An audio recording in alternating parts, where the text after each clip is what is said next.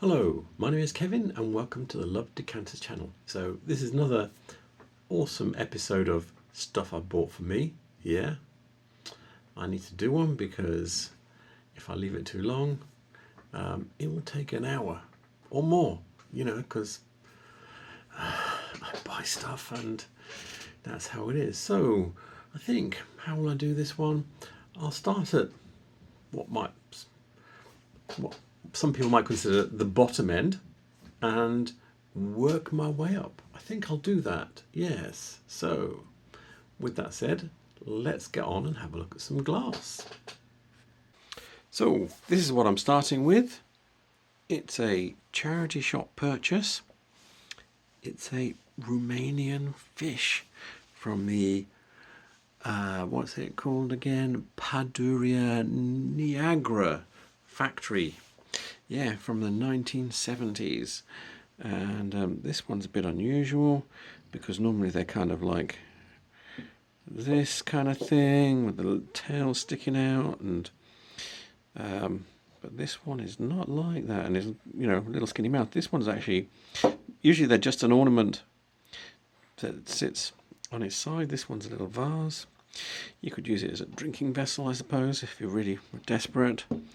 But yeah, and it has all the usual stuff. The fins are all clear glass. You get the odd occasional ones with blue or green glass, but usually they're clear. Dorsal fin here. Usually these fins are up here, and this fin is back here. But because they've made it into a little tripod, they've switched that round, and it's got a dorsal fin as well. And these are all little pressed with tools, and they're always pressed with these tools with ribs in to give you the finny effect. And then the eyes are just little blobs of clear glass that's put on each side. This coloration is very, very typical. Because the fish are normally longer, they usually a small one is like this long, and then the big ones are kind of like off here somewhere. So these blobs of glass are usually stretched more longitudinally, more like the back half, as opposed to how the front half. This is not usual. The little round blobbies like this, normally they're all stretched. So yeah, Romanian fish, and I know someone who's got a bunch of them, and they've agreed that I can do a film. So there will eventually be a film about Romanian fish. So next we have is a Whitefriars 9717 jug in ruby. They're called sparrowbeak jugs for a reason. Little beaky bit there. Can you see? And yeah, it cost me £2. This pontle mark there. Yeah, so another charity shop bargain. Let's go away and have a look in the catalogues, because I had a little bit of a journey with these, because I thought, these little sparrowbeaks, they're from the 50s. Yeah, not this one though. So let me show you. I thought I'd give you this little example of why I can't knock out 3 or 4 videos a day. So this is the whitefriarsglassworks.com website, and this is the 1956 catalogue, and this is where the sparrowbeaks start, but not the one we were looking at. So track forward to 1957, still not. 1960, you've got, I think there's some changes, I think, maybe not. Anyway, just keep going. 1961 is the same. Yeah, it didn't even change. 1964. There's some changes in the lineup, but yeah. Go for 1966. Again, some more changes in the lineup, but none of these are them. Yeah, you think in 1967 it looks like it's going to die, and I was thinking, oh, am I not going to find it? But in 1966 69, I mean. There we go. Some of them reappear. And dun dun dun. Here they are. So yeah, that is they. So 1969. Get it right. And there's two versions, the bigger one and small. Mine's a smaller one. And then it keeps going. Yeah, there they appear again. And again. 1974 is the end as far as the catalogues go. They don't appear in 1978. So, yep, sometime. So it looks like these little flat bottom ones only ran for probably 8 years, maybe as few as 5 years, but probably 8 years max. So yeah, that's probably why they're, I think I don't see so many flat bottom ones, and that explains it, because obviously 1956 as a whole, almost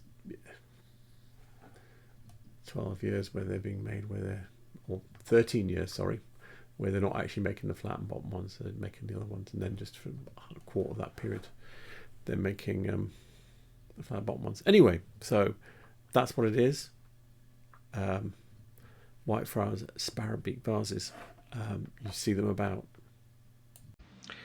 And another charity shop buy. So, yeah, this one is a bit of a conundrum, because this is shaped like a champagne flute or maybe a jelly glass, but it's a bit tall for that, because a jelly glass is only about that tall, big, you know me. But it's engraved with hops and barley, dun dun dun, which makes it an ale glass. It's a bit dirty down the bottom there, I haven't cleaned it yet. Bladed not, so it's the first half of the 19th century, yep, and it was £1. So yeah, this was definitely coming off the shelf with me. It's a bit of an odd one though. It's not like any of my other ale glasses, because it's got this inverted rim here. So yeah, a bit unusual, bit also proportionally very tall for an ale glass. So yeah, a bit strange, but it was £1, so I wasn't going to resist it. It was coming home with me. So what have I got next? This is a Irish pedestal salt boat. I did buy this at an antique centre, and I did pay money for it, but it is Irish and I do spend money on that. So yeah, it cost me £30. Yeah, that's money. I've only ever seen one like this before, and it was 50, so I thought, okay, I'll have it. The only reference I have for these clear ones like this, which are this kind of shape as well, is in one of my Irish glass books. I'm not going to dig around and find the page, because it'll take me ages, and yeah, but it is in one of my Irish glass books, this one, just like this, with this funny shape like this, as opposed to having a prow. This is kind of like the more usual shape. You can see when it kind of goes more like this, as opposed to like this. But yeah, so yeah, it's Irish. I do like my Irish glass. Has to be a bit of a bargain, and it was a bit of a bargain, but not an absolute bargain. So yeah, that is that. I almost did forgot to point out one. It's got a lemon squeeze base, and look at the amount of wear where it touches the table, and also the fact that it's got the odd nick, which is what I would expect. Yeah, so it's got that, and it's probably circa 1800. So the next thing I'm showing you here, This is an Amethyst Strombergsheiten 3050 vase from the 1950s. Yay. It's got little, they look like pike or something, gilded on them, just little outlines. I do have this in amber already, but you can see it's got a decent amount of wear because it is from the 1930s and it is quite heavy. It's optically moulded into 6 panels. Can you see? And yeah, amethyst is very rare in Strombergsheiten. I only have one other thing, and it's not a vase. And yeah, I had to have it. It was in an antique centre. I have to admit that I paid £50 for this, which is an awful lot of money for me, awful lot, because yeah, that's top dollar for this. I think probably not something I do very often. Yeah, but my wife was with me, so I did get permission. But yeah, I really like it. I think this is the 5th 3050 vase I've got. I've got a couple of bigger ones and the smaller ones, so yeah, but I do really like it. So, what's this? This is Norwegian. This is made by Hadland. It's a decanter, as you can see. It is mold blown. Tell, it is a monster thing. It's more impressive in real life than it is. And you see, I mean, you can see how big it is. Look at my hand here. Yeah, it is a monster thing. It weighs a ton. And I got it off eBay. It was £10 plus postage, and I'm really happy with this. I think they're from the 1966, if my memory serves me right. It's really nice. It doesn't, in sunlight it looks really good. It's a really, really nice chunky monster thing. And yeah, I've been to Norway quite a lot in my life, and I wanted something from Norway, and I've got this. It's for me, it's one of the nicest things that Hadland does. So yeah, I'm very happy to have it, and it was £10 plus postage, so I didn't feel I could go wrong with that. So I have here another eBay purchase. I paid £29 plus postage for this. I was the only bidder on it. And what is it? It's another decanter, of course. Stop her. This one is from Finland. It's by Rihimäki. I haven't even looked in the book yet, but I think it's 1964. Designed by Nanny Still.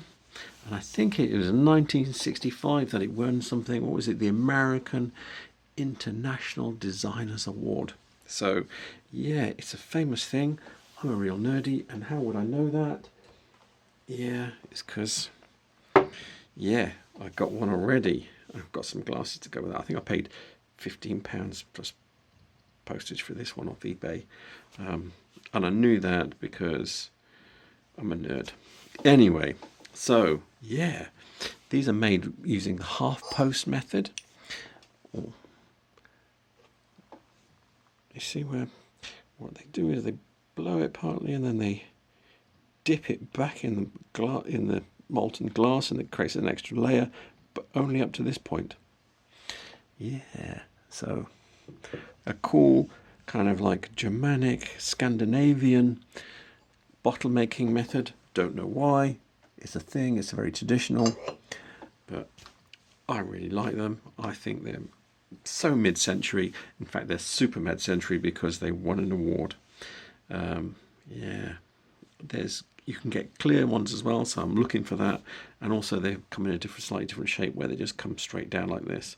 So I think what I'll do is actually, I know what book it's in. It's the Miller's book, so I will dig that out and I'll show you what it says in there.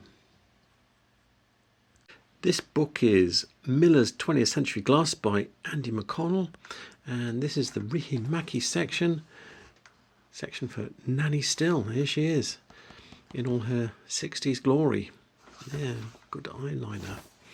So that was the thing then. Anyway, if I go over the page, here we go. This is the decanter I have. So it comes in a slightly different shape as well. And I didn't realise, I've forgotten that they did square ones. And then these glasses, I've got a few little green ones, mine's a bit shorter than this. And so I was 1964, and the Flindari won the International Design Award of the American Institute of Interior Designers in 1965. So, yep, real Mad Men stuff. Cool, it is super cool. In fact, I'm so pleased with my new decanters. They're living up here in my office. Yay. So there we have it. That's what I bought recently. Yeah, so it's a very sad time for me. It's the run up to Christmas, and my keen sense of spatial awareness is telling me I've got to get rid of some of my stuff. So I am eBaying and selling some stuff through a shop and things. Yeah, it's a very sad time letting my friends go, but some friends have to go so other friends can come in. That is the nature of collecting. Yeah, deciding which friends to go is the hard bit, but it has to happen anyway. With that said, the references I used will be in the description below. And what else? Yes, and please remember to like and subscribe. So, yep, helps my channel expand. I'm sure there will be more episodes of stuff I bought for me. But I hope you enjoyed this, and thank you for watching. Have a good night. Bye.